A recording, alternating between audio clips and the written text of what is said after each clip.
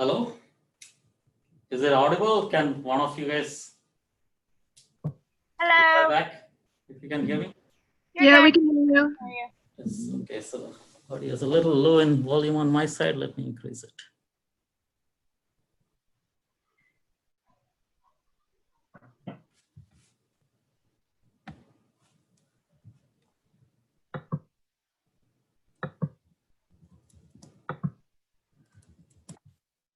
I guess that's a maximum. Yeah.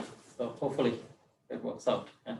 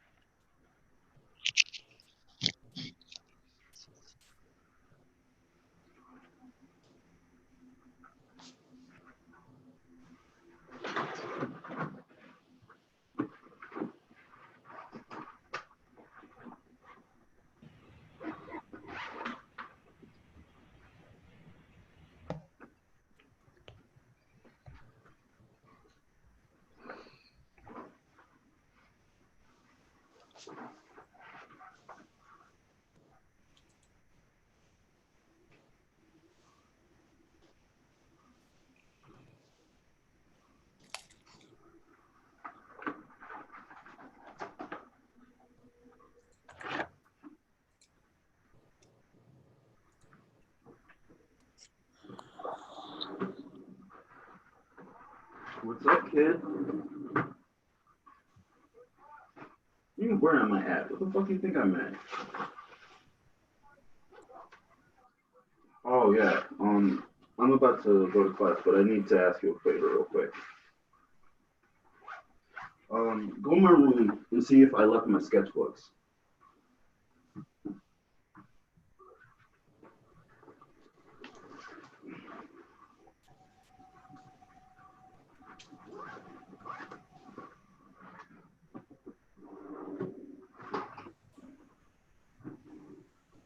They'd probably be next on the drafting table itself, or if they're not on the drafting table, go in the closet and go check the back.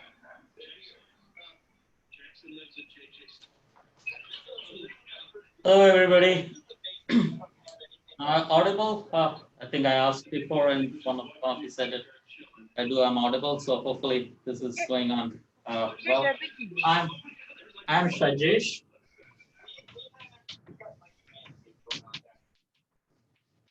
And this is Physics 203A, Section 2. The lab course associated with this part, so which is 253, I don't manage that. So you will have to contact your instructor independently for that. That's just for your information. I might be able to tell you what it is about. I know the course as such, but I don't manage it. Before I proceed, I should say that I'm the only person in this room, so I'm going to remove the mask. It's much more convenient that way. I don't have to. There is no one else in this room. This is a small conference room, so I should give you an idea of what this is, what I'm doing here, just so that you know. So this is a tripod, a camera on a tripod, and you can actually see it's a small conference room here. And how I see you guys is I project my other wall, you'll see it. So that's how I see you guys. So it's pretty small pictures, but still, I think we might be able to make a reasonable shot at this as far as possible. And auditorium feel for this. Even in an auditorium, you don't get a very perfect interaction. So we might be able to capture at least that effect. We'll see how far we can. Feel free to interrupt me. I think we can manage that, but if it becomes really too many questions, then we can think about it at that time. Usually it doesn't happen in an auditorium, so I think here also that might be the situation. So let me say that in principle, you're allowed to ask me questions anytime you want. You will have to unmute yourself, as you all probably know. All of you guys have muted yourself, I think. That's perfectly fine. I won't be very close to the computer, so I won't be controlling these things too much. So let's keep the etiquette as it proceeds, and we'll see how it goes. Okay, about the course. So first of all, office hours. There will be office hours, but again, it will be on Zoom. So the office hours are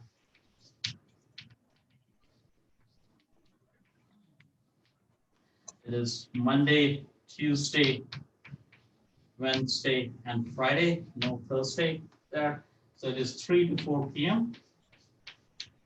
And on Wednesday alone, there's 11 a.m. to 1. Is that visible? That's one thing I should start from the beginning. Is that readable? Is it too small? Yes, that's readable. Okay, good. Yeah, thank you. I can zoom in also. Those are possibilities, but if it's readable, that's good. Okay. So that's the office hours. Zoom meeting, if you're already here, you know how to enter in.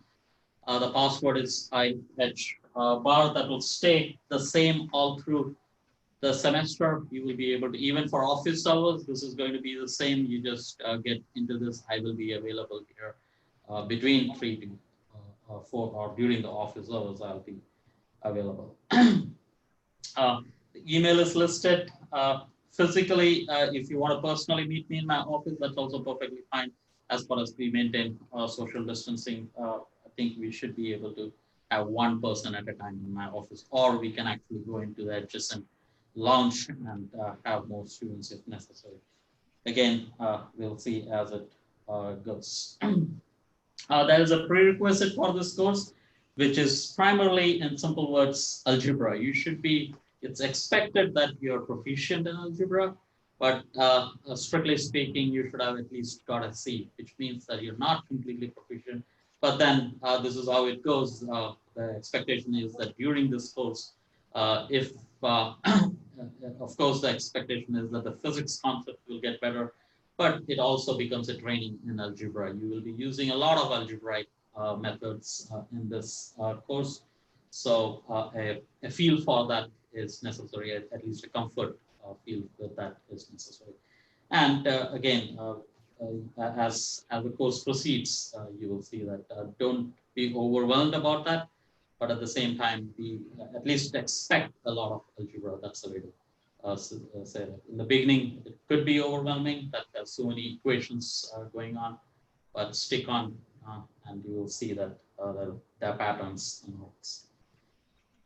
What is the course about? The textbook is Cutnell and Johnson. So this is a 9th edition, but it's okay if it is 9th or 10th, or for that matter, any physics textbook of this level is good enough. But if you're going to be buying, I would say if you're planning to spend money on it, do buy the 10th edition. That's good. It's good to have a physics textbook with you, but those are expensive, I do realize. So, but the content difference is significantly low between the editions. So an older edition should be fine.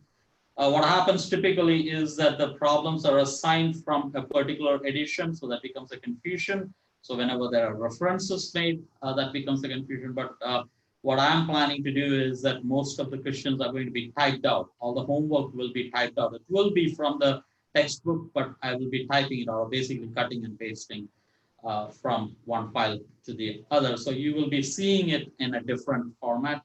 So that takes away the issue of referencing to the homework at least. As far as section numbers and other goes, that I will have to stick to the textbook, and that is the 10th edition. So, so if you're ready to survive with that, you should be able to use any textbook. There are some free textbooks also available. I've given a link to that. If you feel comfortable to do that, that's perfectly fine. Again, what do you lose? What you'll be losing is that you don't have exact material. But again, most of these textbooks have the same contents.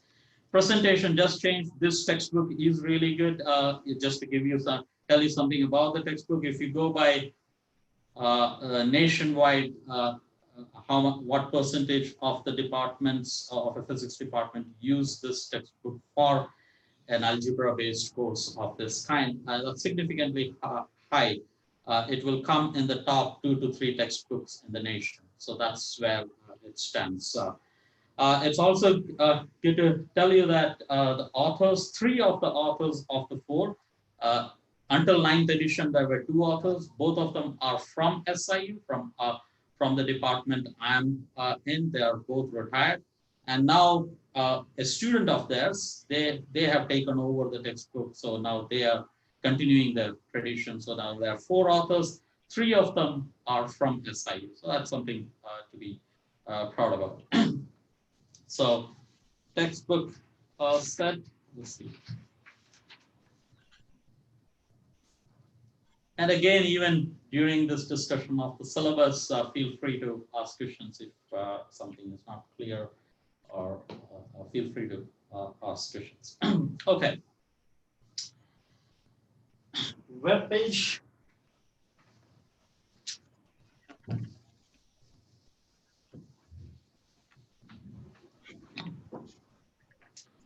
So the web page for this course, there will be 2 points. One is SPHYS. This first 3 letters stands for spherical, and last 3 for harmonics. That's the way it was built, and that is .com. This is a personal page, and underneath that, so this is teaching courses, and then you have Q02008, SIU 203. So the physics, usually this would have been put on a physics server, but the physics server went down in April. So since April, we don't have a web server. So this is a temporary arrangement, but it's gone reasonably long. So probably we will continue on this during this semester, but we will use D2L also. So that's so this is where all the links will be made available. So it's very convenient to put all the links in one place, and all the so this should be the first point where you reach in, but not nothing will be kept in there. There's no password protection in there. Wherever some security is necessary, for example, grades and other things, we will use SIU My Courses.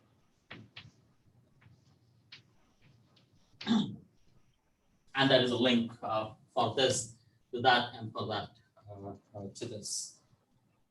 And this is often also a D2. That's a short form for that. Even in the syllabus, a couple of times I've used the word D2. So again, what are the things that will be available here? Homework will be available here. So go to this website. You just have to download the homework. And next comes what do you do with the homework, and also I'll talk about it as we reach the particular point in there. Oh, maybe I should say at this point, I should have started with that in a normal traditional classroom, I would have distributed the syllabus that I have in my hand. which you will have to go to this site at this point. If you're having a computer, you can go to this site and then click, I think in the fourth sentence there, you should be able to see a link for the syllabus. Maybe you have already reached there. Yeah, so that's about the web page. Lectures, how are the lectures going to be delivered? The lectures will be delivered exactly like this. I'll be using the Blackboard. It won't be a PowerPoint where you have given fixed amount of slides. So it will be a traditional old style, the Blackboard lecture. Now, so there are a couple of things in that. If you're interested in a summary of the lectures, not the live summary, if you're interested in the summary of the lectures, there are notes prepared for that. I had done that in a few years ago, and that has been made available on this website. It should say lecture notes from the past, right? So that's a whole about 50 to 60 pages. It's equivalent to stacking all the PowerPoint slide together. But it is written as a document in complete sentences, unlike PowerPoint. So that's a short summary of what we will be covering. So that's a good resource to have. It has a lot of examples. Look for examples. Notice that whenever you're doing this course, it's about a concept and about 10 examples to understand the concept. The test will be, or the exam will be usually based on the, will be example based. So that's what you want to keep in mind. And I'll talk about it more. And the lectures will be recorded. And after the recording, so I'll be recording it using Zoom. So in fact, the moment you log in, it starts recording. It has been automated to record every time you come into this classroom. And after that, this recording is made available on YouTube. Notice that's a public domain. YouTube is a public domain, but it is unlisted. That means to say that YouTube has two types of videos. One is when you search for something, it shows up. So it's a public domain, but the other one, they call it, is still public in the sense anyone who has a link for the video can access it. But if you don't share the link, that's the only privacy there is to those recordings. So all these recordings are available on YouTube, but then we are in a reasonably public setup. But be aware of that these are recorded and made available on YouTube to this classroom. Like there will be a link for that in this website. So, but that's the only thing. It won't show up in any searches. So that's the point. So it is unlisted in that sense. So be aware of that and accordingly be prepared for this lectures. I don't see any issues, but I can understand privacy concerns. That be aware of that. And what else? So that's about the lectures. Coming to the coursework, so what does it consist of? So that'll be, so that's where you find the materials, and for this you have to log in into use your net ID and password to log in into SIUC my courses. Okay. The course will consist of primarily two parts. One is homework. Let me call it 1 and 2. And each of this is broken into two more pieces, right? So this is homework. And these are midterm exams. Okay. This is one piece, and there is another component to the homework, which I will call extra credit. It's not truly extra credit, but there is a component of extra credit to that. So I'll talk about that more as we go. Exams, there are two pieces again. There is midterm exam and there is final exam.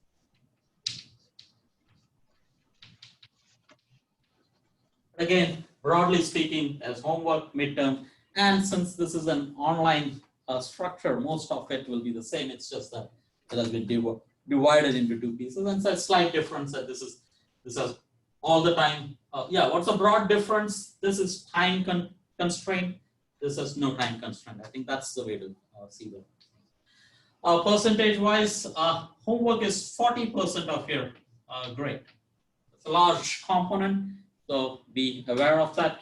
That means to say, and maybe I should expand on that. Homework, how many homeworks? Almost once in a week, or at least once in 10 days. Usually once in a week, except when there is a exam. If there is an exam in one of the weeks, that disturbs it a little. But typically, once in a week. There are about 15 weeks of teaching in a semester. That makes it, there'll be about anywhere between 11 to 15 homeworks. Usually it's about 12 to 13 homeworks. That means to say that if you divide it out, each one is about 3 to 4%. So that's the amount of points each homework is worth. So it's important. So don't take it lightly. Don't miss on a homework. So that's 40% extra credit, 5%. We'll list them all first. There will be 4 midterm exams. So this is 4 into 10, and that's 40% again, and this is 10%.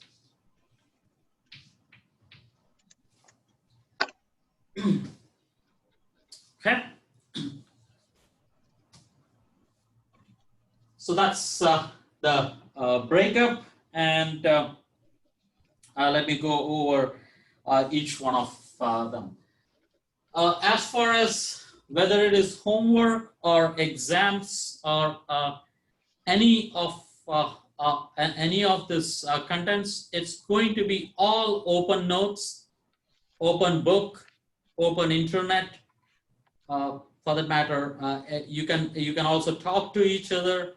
You can look into each other's work, but looking into each other's work is only for homework. That's the only difference between exam and this. Even exam is open book, open notes, open internet. You cannot take personal help in there. That's the only difference. Here you can actually take help from others. You can take help from your friends. You can take help from students who are in the class. You can look into each other's work as far as homework is concerned. But in exam, you're expected to do the work on your own. It is all your work. You don't take any help at all. That's the only difference. So make sure you get that cleared. It is okay to go to the internet and refer to stuff. Summer. Yes, question. Did anyone ask a question? I think that was just a sound I said. Yeah. I think I would work on the volume on this a little low, but I felt that was a question. And I see that when I came close to that, there is a chat. Try to talk to me. Try to talk to me on in voice, because I don't see the chat messages. I'm a little away from the computer, so I don't depend on the chat. Use the voice itself. Okay. So homework is assigned once in a week. I'm just going through the syllabus, and where are the homeworks from? They are mostly from the textbook itself. I already mentioned that. You can discuss with others. And how is it submitted? It is submitted on D2L. So submit on D2L.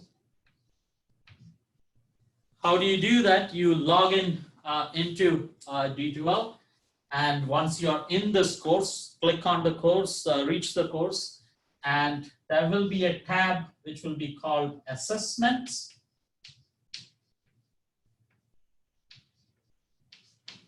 Am I going off the board? No, still go. Assessment, and then in that tab you will see assignments.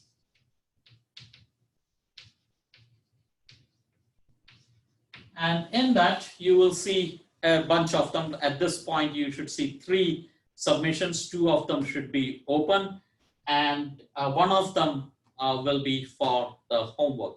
The homework itself will not be available here. It will just give you an instruction that submit your homework. Remember, the homework is out here. Right? So you download the homework from there, and this is for submission.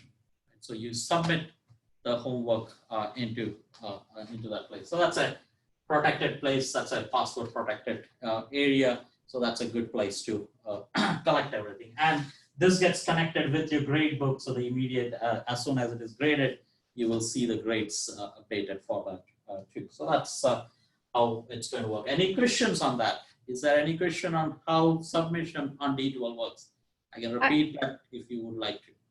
I have a question. I tried to access the website that's listed on number 1, and I get a 404 not found as on that website. So I don't know if I'm entering it incorrectly or. How about try this out? Can you do this right now?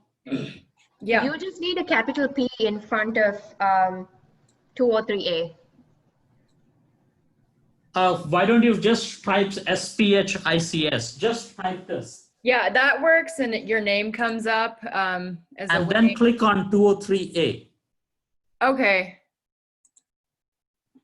Okay, How- yeah, that worked. And then my other question is the book for this class the same book that's used for 203B? Could you repeat that question, please? Yeah, so the textbook for this course, is that the same textbook that is used for Physics 203B? Good question. So the question was, is the textbook the same in Physics 203B? If you're taking the course in this department, yes. So this is decided by the department. I don't choose this textbook. It will be exactly the same. So usually there are rare situations where instructors change the textbook, but that's usually for experimental purposes when you eventually want to switch over to something. I don't expect this to be changed because, first of all, this is one of the top textbook in the nation, and these authors are from our department. So I don't see it, and it's a very good textbook. I like it very much, so I don't see it. So that's the best, but no guarantees on that though. Yeah. Usually, yes, it is the same. I have a question. Oops. Is the textbook, was that in our syllabus, or do we have to go get it through a different way? I didn't understand the question. Can you repeat that? Was the textbook that you're talking about just now, was that written in the syllabus? Yes, yes, it is written in the text. It's written in the syllabus on page 1. Yeah. Okay, thank you. So again, apparently if I type that, did I type that? Oh, that should have been a P there, I think. So if that was a problem, so go this way and then click on Physics 203A and then click on, yeah, then you're on the page. I think the mistake I did was I missed a P there, so I can fix that if I can squeeze this in here. .com. So this is 2020, that's the year. That's the fall semester begins in August. And then there is SIU. And I think I missed a P here. That was fine. Let me know if that doesn't work. I think that should work. If you're in front of a computer, feel free to type it in and it should work. But if not, go this way. That should be working. It should work. I tried it out. I have another question in relation to the exams. Could you be louder, please? Yeah, I have a question in relationship to the exams. Are we on Zoom when we take the exams, or do we use just do it through D2L? Like, what does that format look like? Yes, let me address that as I proceed. At this point, I'm talking about homework. The next thing I'll talk about is exam. I will address that question. Okay, thank you. Okay. Any other questions right away before I proceed on whatever I talked about? Okay. Okay, so there was a question on exams, but before that, let me finish on the homework part. Homework submission will consist. Okay, yeah. Homework should. There is one restriction I made. There was this option that I can accept a lot of files from your when you're submitting, but I made it only one file. That means to say that even if there are 10 pages in your homework, you submit it as one file, right?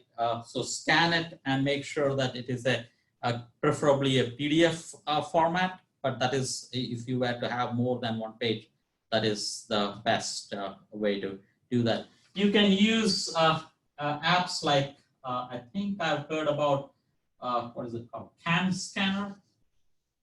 If you're not aware of it, I don't use it so much, but that's what I've heard because I don't have to submit homework, so I tend to not know this, but use any of these features available. These are all free.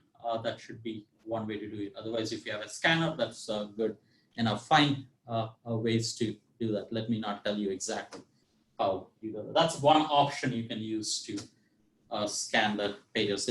I've heard some students. Okay. When you're doing the homework, it is to be handwritten. Sorry. No, you're good. Yes. All the homeworks should be handwritten, primarily because it is hard to put in equations into a document. There will be equations involved in the homework, so it will be best put into handwritten pages and then scan it. If you're using a Word document, make sure that all the equations are extremely legible. I don't see a very convenient way of doing that.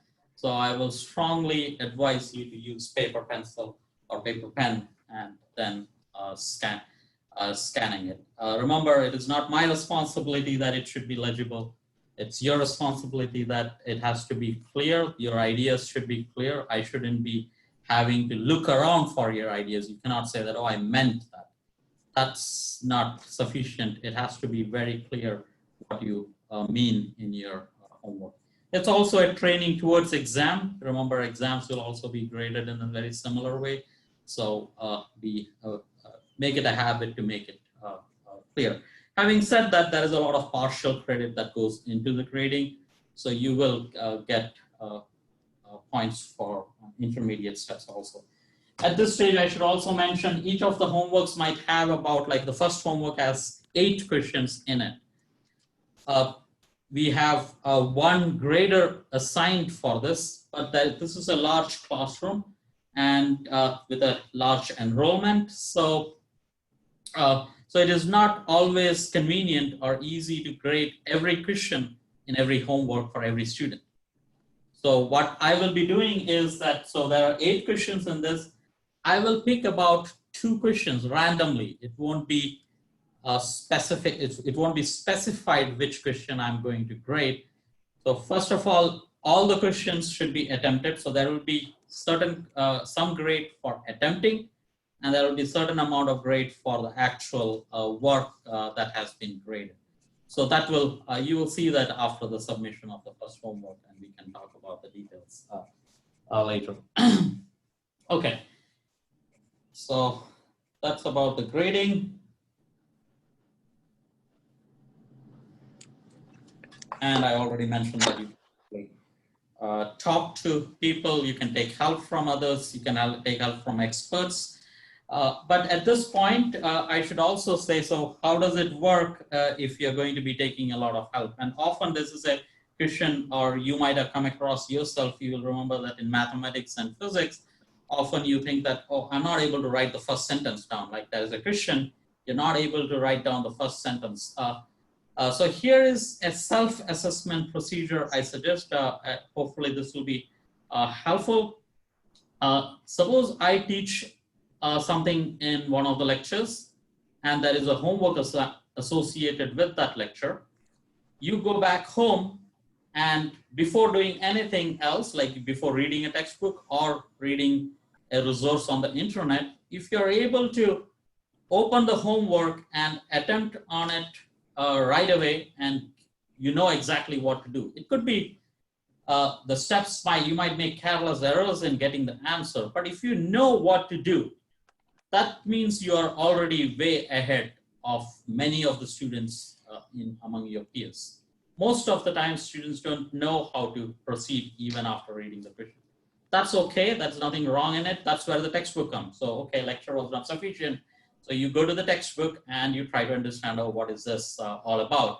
And you learn, and everyone has their own ways of learning, but your goal is to get that homework done. You can use the resource on the internet, that's perfectly fine. You can even cut and paste a question, often that should be the last resort, and you might get a solution on the internet. That's also perfectly fine, but be aware. Just be aware how much help you took. If you have looked into other solutions for getting the homework done, that means you have to do extra work. You should at least do a couple of more similar problems in the chapter to make sure you realize that you're independent. Because again, in the exam, there might be a question, and if you didn't know how to proceed, if the resource was helping you, you should be aware that that's not the best thing to do. So have a self-assessment going. How much help you take should decide how much work you have to put in. If you understand everything in the lecture, usually that is based on background. Someone has had a physics course before, then you understand the material quite more easily. Then you don't have to put in as many hours as someone else who is taking for the first time. The lecture is the only thing you heard, then you have to look into the textbook, try to understand the material. So all that goes hand in hand. So be aware of that. If you're still not able to proceed, even after putting in a lot of, let's say you're putting in 3 or 4 hours on a textbook material on 2 sections, you spend 3 or 4 hours and still you don't have any idea what's going on, I would say I will recommend you guys to anyone who goes through that, and it might be a good number of you, please meet me and I can advise you again on this. Not that I will give any miracles or anything, but I can at least try to assist you on that. So feel free to talk to me about it. And again, that happens. So it's just a matter of persistence, and you go through it. And you see a pattern also, what kind of questions I ask, what do I expect in the class. I don't expect extremely high-end material. So all those things matters how to succeed in this course. Coming to exam. So now we have talked about homework. I have not yet talked about extra credit. Coming to exam, after you have done the exams, after you have done the homework, once every, since I've tried to fit in 4 exams, usually in a traditional normal course, it is only 3, so I put in 4 in there. So it's about once in 3 to 4 weeks. These exams will be exactly like homework, but it will be time constrained. So for example, let's say today was an exam day. So I come into this room as usual, let us say. You are sitting in your own, wherever you're attending the classes from. The homework will be available right at the beginning of the class hour, and you will have 75 minutes to do the homework. You're not supposed to take help from anyone, no consultation with anyone, but you can use textbook, you can use notes, you can use internet for that matter, any resource, but you don't talk to anyone, you don't consult anyone. So there is no another person involved, but you can refer to anything you want to. And also you don't want to cut and paste it on something and someone else is giving you the answer. So avoid getting the answers, automated answers from others. That will be considered cheating. But this is going to be time constraint. So that's the condition I put. So within 75 minutes, you have to submit your answers. And the posting of your answers will be again the same. You go to D2L, scan it, put it in the assessment. So it's again open book, open course, but time constraint, and it will be considered cheating or academic misconduct if you take help from anyone else other than reading on the internet, other than reading on the on any resource. Is there any confusion on that? There was a question regarding that. I hope I answered that at this point. Okay, so proceeding on with this. So there will be 4 exams, as I said, and the final exam. What final exam is, remember, after Thanksgiving, it is purely online, but it doesn't matter for this course because anyway, we are meeting online for this. Okay.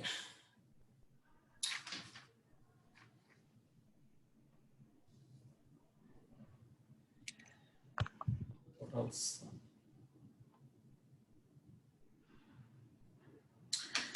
If by any chance there are some technical issues related to exam submissions or anything, even if you're sick and all those things work as if it was a normal semester, I'll try to accommodate based on the particular case.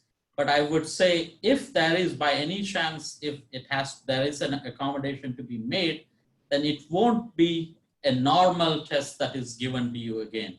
Notice that when I prepare an exam for you guys, for the whole classroom, there's a lot of time spent so that it relates very well to the classroom material, relates very well to the homework material. When you make a makeup exam for a single student, most probably that will not come out as much as you would like to. So the predictability in a makeup exam is very low. So I will discourage you guys from getting onto trying to depend on that. So try to be particular about this. And a makeup exam could also be an oral examination. So I could ask you guys to come on Zoom and I could ask you questions on the material. So those are all ways of getting a makeup exam done. Having said that, it doesn't mean that that's how it will be always done. It will be attended to as on case-to-case basis. Pennsylvania Graduate School, this is Jordan. Christian, please repeat that. I think somebody just has their mic on. I think I couldn't hear you. Can you be a little louder, please? Okay. Are you a domestic or international student? I think somebody has their Domestic? mic Okay. on and they're at Oh, work. so it's not a Christian. Kelly. Nope. Currently, she is working remotely due to the COVID-19, but I can give you her email and she will. Okay. Well, these are the interesting stuff that happens in this kind of setups, but I think we will live with it. Yeah, I don't know what I can do. So I just muted the person manually. So, and I need to work on my audio. Okay, so about the exams, I said that, yes, I was talking about the makeup exam. Try to avoid it. It's not the, from past experience, I've known that makeup exams does not reflect the potential completely. So try to avoid that. But if necessary, we have to depend on that. And we will look into it as case by case basis. Coming to extra credit, and both the exams, final exam and these two are of the same format. So we've covered these two and the homework. And lastly comes extra credit. So that's important. So, oh, no one mentioned, sorry, that's my mistake, right? They don't add up, right, correctly? And 40, right? So this is 10%. In another course, I used 5%. So my bad. Okay, so that's 10% for extra credit. Sorry about that. Okay, so what is extra credit? So this is slightly unusual, so try to make sure you understand what I'm trying to say here. So what is extra credit? So extra credit, first of all, is very much like homework itself, but it plays a role of extra credit, which I'll come to later. Extra credit is during a lecture, as I'm going through the lecture, it might suddenly strike me that, oh, I should ask the students a question. So let us say I'm talking about mass, right? All of you guys hopefully are familiar of the concept called mass. It is related to what we usually use the terminology weight. And one can ask, oh, is negative mass possible? Do you have things with negative mass, right? And I won't give you an answer there. And I say that that's an extra credit problem. Okay. So now what does that mean? What do I mean by saying that, oh, that's an extra credit problem? And that's during a lecture, spontaneously during the lecture, somewhere in between, I say that try to investigate what is negative mass possible or not. And that means that, first of all, you have to go back home and first rewrite the question itself. Often the questions are not so clear. I may not state it so clearly. So the question itself, you can state the question. Doesn't matter, all of you guys will come up with different questions. That's perfectly fine. So question itself is part of the extra credit. So write a question and then look up. If you want, you can look up or just think about it. Like, is negative mass possible? Just think about it for a few minutes. Don't spend more than 5 minutes on extra credit per lecture, 5 or 10 minutes, let's say. And if you want, you can look up the internet. If you get curious, go and read as much as you want. But my recommendation is, for as far as assessment goes, for the grades, don't spend more than 5 or 10 minutes on it. Write 2 lines on this, write 2 or 3 lines. If you want, you can write more, but I may not read completely. But if you really want me to read, tell me that, oh, I spent a lot of time on it, and I will be glad to read. But the expectation is that I will grade for participation. If you have written down the question and a reasonable answer, you get the points, okay? So after every lecture, you ask what were the extra credit problems asked in the lecture. Write some answer for that, whatever you think is the correct answer. It is not graded for correctness, it is graded for participation. Right? So you should write something or the other. And it plays an important role and submit it again on D2L. Right? So already for today, there is a extra credit submission allowed. And let us say, just so that we have this question going, today's extra credit problem, that is the first extra credit problem, is negative mass possible? Okay, so that's up to you guys to think about it and give an answer, and make it short, make it very short, and submit it on D2. Okay, so that's how extra credit works, and eventually they all add up. So after, so there are about 30 to 32 lectures during a semester, and that all adds up, and that is a percentage of 10% points. So that should be very easy to score. But still, I've noticed that I've done this in other courses. I've never done it in Physics 203A. In other courses, there are usually about 30 to 40% of students who don't submit extra credit problems and lose significantly. And it does affect your grades. It's not just the 10%, as I will mention very soon. So that's extra credit, but how does it work? So let's say that this also amounts to Y. Okay, so this 10% will be converted. Let us say you got 75%, you got 7 out of 10 questions, right? Or 75% of it, 7.5 of it. So that means you got 0.75. Right? So it is a number that is less than 1 or less than or equal to 1. That's great. So this, I will call it Y. So this is just an example. If you have got 75% of it right. So how does it affect your grade as such? Let me tell you. So let us say that example. Like this is how extra credit boosts your grade. So this is an example.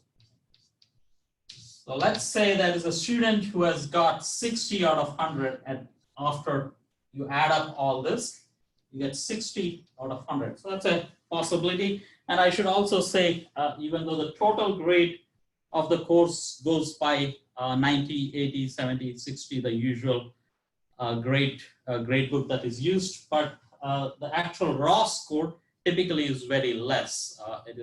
Since it is objective questions, it's very easy to make mistakes and it's common done. So the average comes out about anywhere between 60 to 70. That is what I've seen from past experience. I don't know how it will go this semester. So let's take an example where a student has, after homework and midterm exams, 60 out of 100. So how your grade will be decided is, or your final score, or I call it, let's call it just score at this point. Right? So your score will be equal to, start with 60, you surely have 60 that you earned, and then I try to return back a little bit of what you lost. So what you lost is 40 points, right? 100 minus 60 is what you have lost. So I try to give you back some of it. So how much do I give back? That is decided for the whole class. So that's called A. Right? So this is a curve parameter if you want. Right? And that's decided usually, at least in other courses, I have given 20% of the grades back. But let us say on the extreme end, I give 50% back.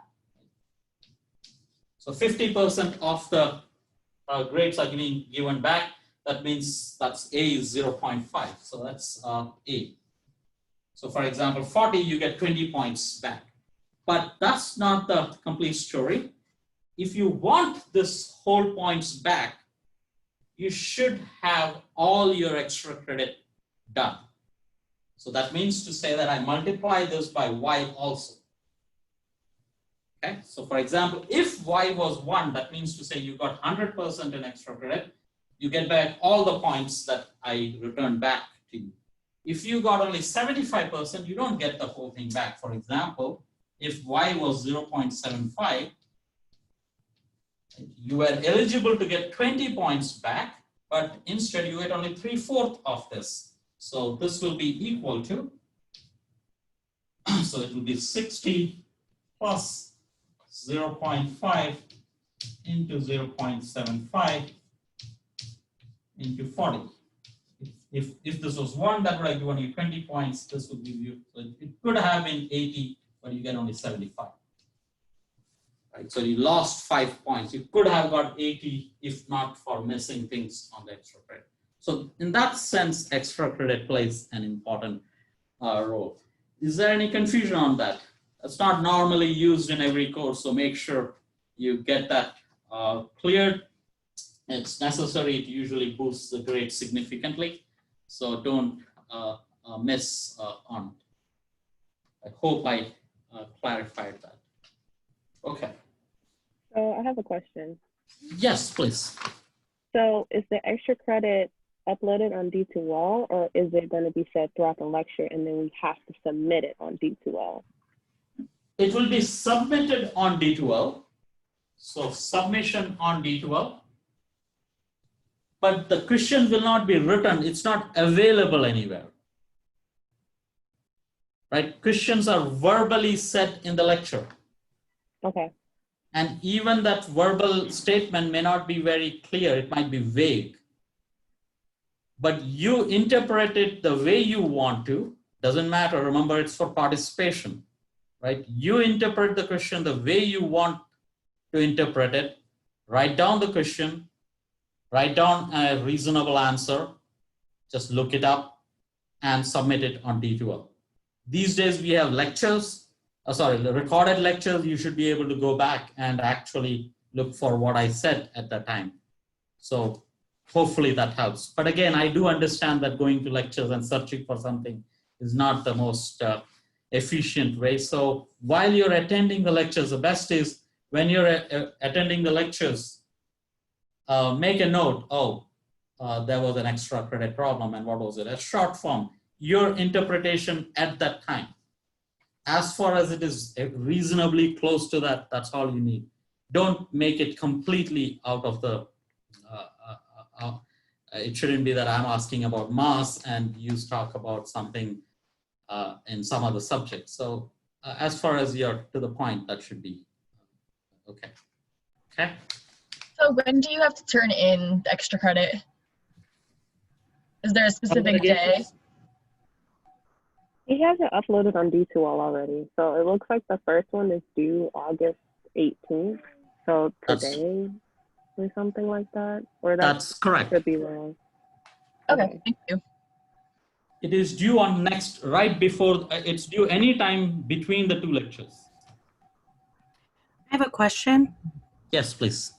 So I know previously you stated that everything should be handwritten. Should our extra credit be handwritten as well, or can we submit that with a Word Not doc? necessarily. Not necessarily. It can be on Word. But again, equations, as far as it's legible, I'm okay with any kind of submission. Right? Thank you. But usually if there is an equation involved, I know that it is usually not easy to type into Word. So as far as legible, I don't mind. Okay. And there were some chats. I think you're talking to each other. Yeah, good. Okay. I think that finishes my long summary of the syllabus. Any questions at this stage? Again, you're free to ask me questions anytime during the lecture, all through the semester. Usually there are not many questions, so feel free, I think. And yes, I have a question. Audio gets better. With the extra credit, you said it was due the start of the next class, correct? Can you repeat that please again? The extra, most of our extra credit, when you do assign one, is it due the following class? Yes, always it's due the following class. That's correct. Okay, thank you. Extra credit is always due in the following, anytime before the next class. Is the final exam cumulative? Yes, all the exams will be cumulative for that matter, all the exams. But having said that, in physics, concepts in the first chapter are very much used in the second and third, and it builds on from one to the other. So it is hard to state that the exams are not cumulative. But having said that, it is expected that 90% or the concentration, you should concentrate on the material after the latest exam. The final exam will be cumulative. Thank you. Any other questions?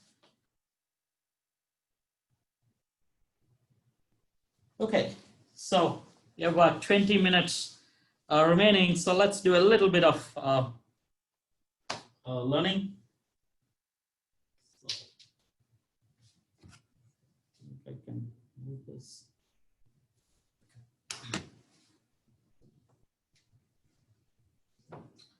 So we want to talk about units and dimensions. Is this still visible even on this corner of the board? Readable? Yes. Readable? Anyone, one of you? Yeah, we can see it. Yeah. You're good. Let me know, I can zoom it also if necessary. So let's call this units and dimensions. That's what it's about. And we want to differentiate between units and dimensions. There's a slight difference. So mostly understanding wise, conceptually, they're very similar, but there is a difference. So, so that's it's good to say at this stage that what's the difference between algebra that we do in mathematics. So we always learn not just algebra. Let's just go back to numbers, right? We all learn to add numbers, right? So 3 plus 2 is equal to 5.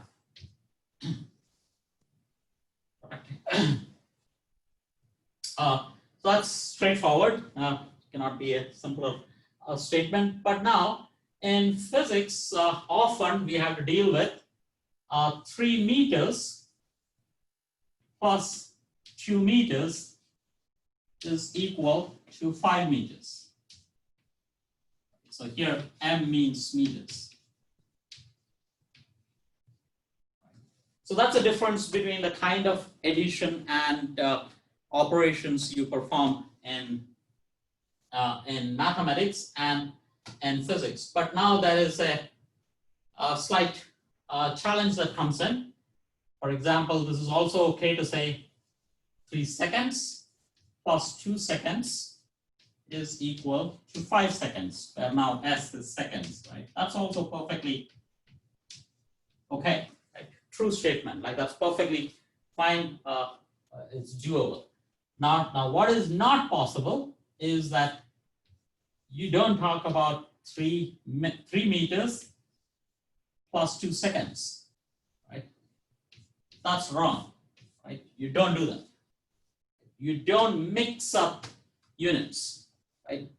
They're both numbers, 3 and 2, but units are separate. You cannot add them. They are different quantities. You don't even talk about adding them. That's rubbish, right? You don't do it. It's like saying, what do you get if you add 3 apples and 3 oranges, right? That's typically how we say that in more or colloquial language. You don't add them, like 5 apples and 6 apples, you can get 11 apples, but you don't mix them. That's as simple as that. But now there is a bigger statement in that, right?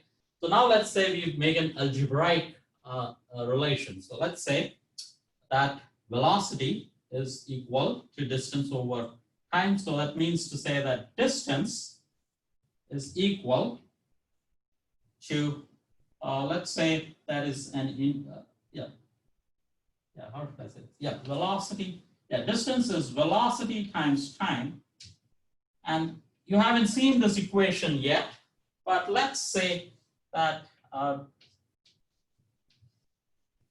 that exists an equation which says that distance is something times time, some number times, this is supposed to be acceleration, but you haven't seen this equation before, times t squared, right? So now let me specify a few things. I wrote a lot of things there.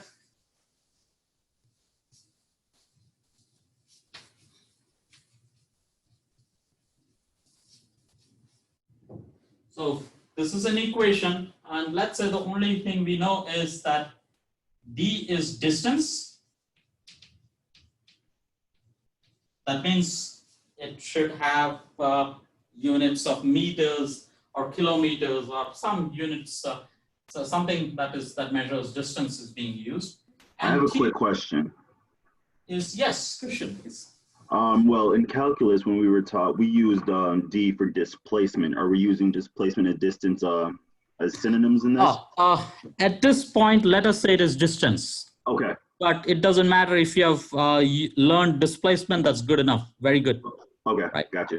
But let's say distance for now, just to make it simple. We'll make this more formal in the 2 weeks down the line, maybe. This is just dimensions, but good point. It could be distance or displacement. So the question was, this could be distance or displacement. And we will see the difference between the two. Subtle difference between these two are not the same. So something that measures distance, let's say, is equal to velocity times time plus half times at squared. And yes, what we do know is that, let's say we don't have any background knowledge, so t is time.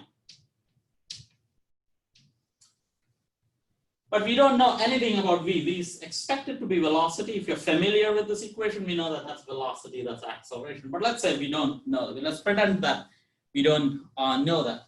But what we can say, so what's the power of this is that what we can say is that since we can add only the same kind, this is a distance, right? This also has to be a distance. Necessarily, because otherwise you cannot add two things, correct? So this has to be a distance. So whatever it is, velocity or whatever that is, we don't know what that is, multiplied by time should behave like a distance. that's the idea of dimensional analysis that we are talking about. Okay, so the point is that this is a distance, that's a distance, this also has to be a distance. Or if we did not know that this was a distance, we do know that all these three quantities has to be the same physical entity. If it's a distance, all three has to be distance. If it's a time, all three have to be time. If it is mass, all three have to be time. All three has to be mass. If it is a force, all three has to be the force. So what can we learn out of it, right? So if that is the case, what can we do? So let's introduce a notation. So we're going to have square brackets of distance, right? So this is square bracket enclosing something will mean dimension of D. So that means to say that what kind of quantity is this? The dimension, it has to do with the unit. So it is, if it is a distance, you're saying that whatever it is being measured in, it has to be a distance. But that doesn't mean, it could be, this could be in kilometers and this could be in meters. That's perfectly fine. You can add meters and kilometers.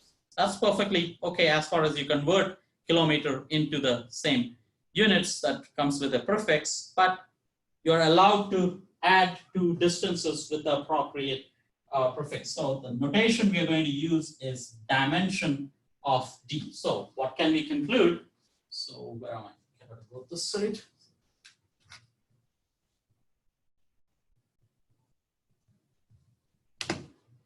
So if that's the case, what I can say is that the dimension of D has to be the same as dimension of the second term,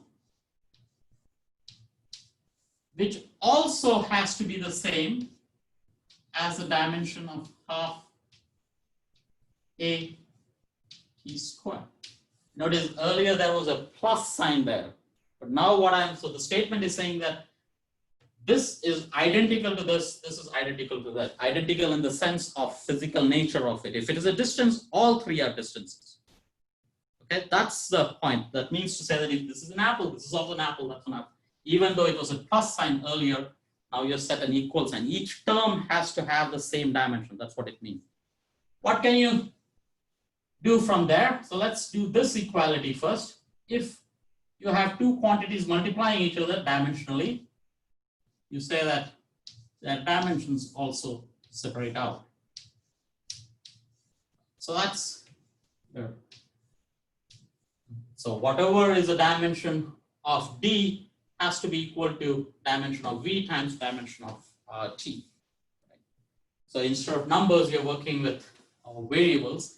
Now, this was an unknown. I pretended that I don't know. This is a distance, that's a time. So if I divide out on both sides by time, I can say that V is equal to the dimension of distance divided by dimension of time.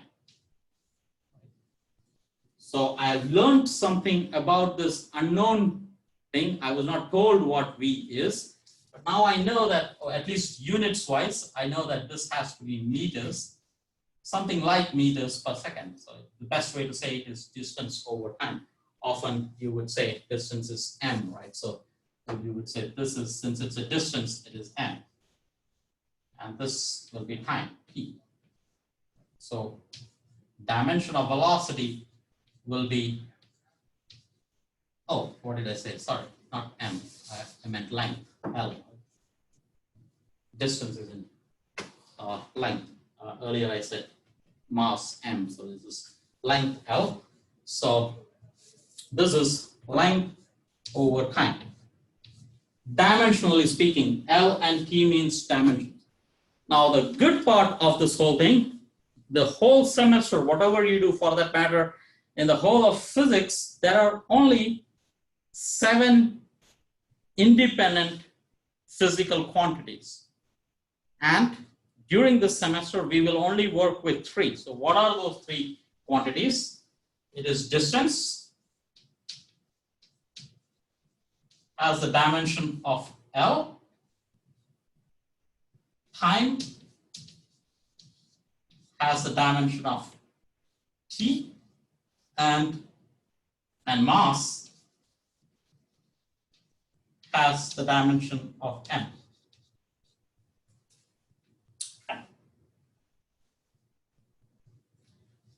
And using these 3 quantities, you can build every other concept we will discuss in this course. So for example, let's take an example.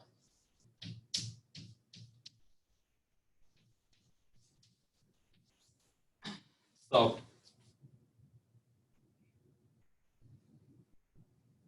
like how we state some quantities in terms of their dimension.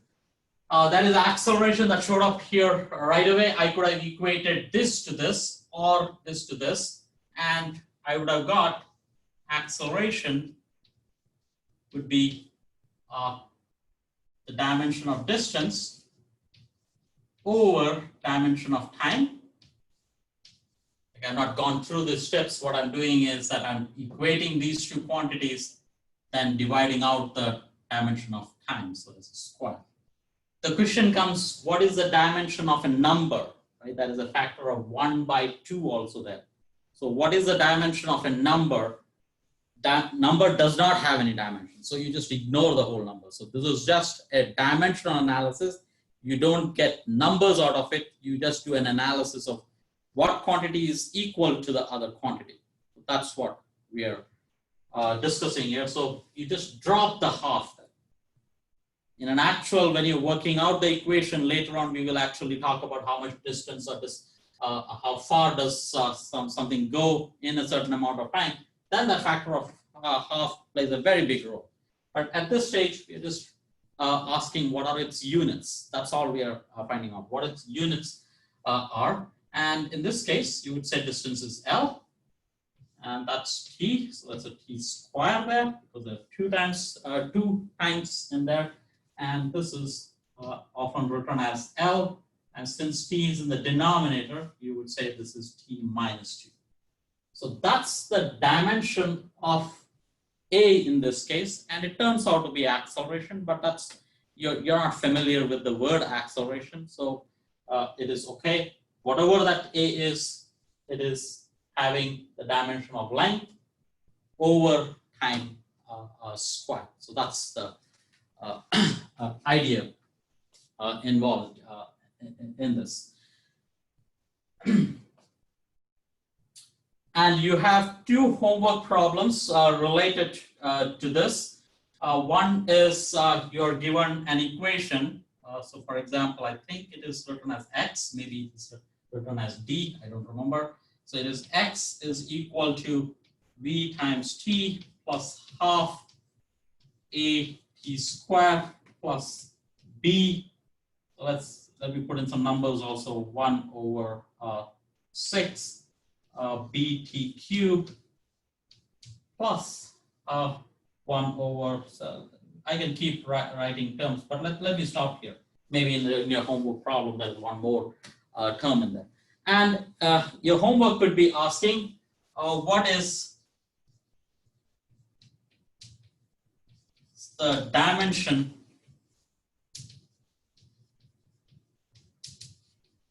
of, let's say, B.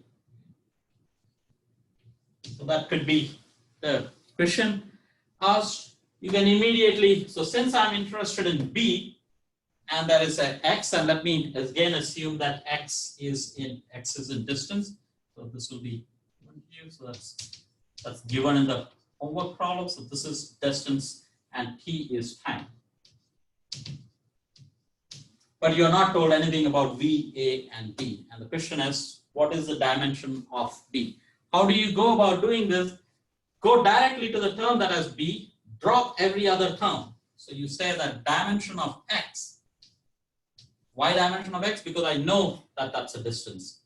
And is equal to the dimension of 1 over 6 B TQ. And I'm interested in the dimension of B. So put in the dimension of all these quantities. Dimension of distance is L. 1/6 doesn't have any dimensions, just drop it. B, dimension of B, that's what I'm looking for. And T is TQ. Right? T is time, so it's T cubed. So notice how I translated that. And this implies that, again, I have to do a little algebra. I have to bring this down here. I want B separated out. So one way to do it is that I divide out by T cubed. And then, but if I do it in a single step, so B, dimension of B is L over T cubed. That's it. If you want, you can write this as L T minus 3. But that's good enough. So that's what the question. So the question could be asking, what's the dimension of A? It could be asking, what's the dimension of V? Then you take the appropriate term, drop all the other terms. So we are using the idea that dimension of this is equal to dimension of this. You can also construct problems where you're asking between the relation between V and A. Dimension of this is equal to dimension of that. That's a slightly harder version, but I've asked that before in different contexts, so you should be able to do that also. So with this, I think you should be able to do at least 2 problems in the in your homework. Again, what is due today? Remember, extra credit is due all the time, so that is EC and today's date, right? So it's 0818. So that is a. So this is due. So these are the things that are due today, or what you can work on. So this is due on August 20 before the class. So that's 12:30 p.m. And that is homework 1, which is due in a week. So that's August 25.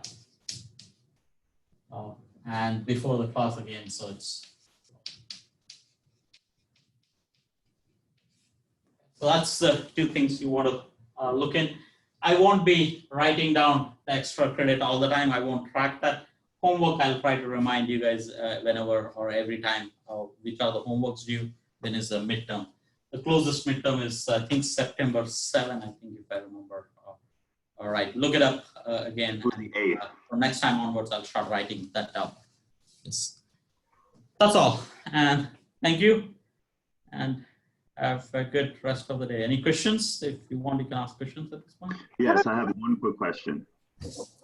In terms of our exponents, obviously back in calculus and math, negative exponents were frowned upon. Is that okay in your class? Oh, you mean this t raised to -2? Yeah. That's okay. Yes, in this class, it's okay to write that. So you're saying that it is not okay to write that? Well, my teacher didn't like us having our exponents as negative, so they'd like them in the denominator. I see. I see. Yeah. It's okay in this class. How about that? Okay. Okay. Thank you. Yeah, it's okay. As far as technically correct, yeah, it's okay. Yeah. I have a quick question about the labs, or for the lab.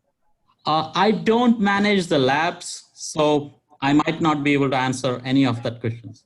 I was just wondering if, I don't know if you know this, but if we had, so it's online this week. I don't know if that means we had a Zoom meeting or if there's just something online that we must do. It's all right if you don't know. I really don't know. I don't. There was an email in that meeting at all. I'd definitely go check your email. I believe it is going to be on Zoom though, but there was an email sent about lab. I had asked about this, and my TA, I don't know who your TA is, but my TA had said we're not doing a Zoom meeting, just all the information is on D2L. Oh, okay. So we probably do have a different TA then, because mine was on Zoom. Yeah, so check with your TA. Okay, thank you guys. Okay, good. So hopefully this could do something, yeah, with the situation, yeah. Enjoy, guys.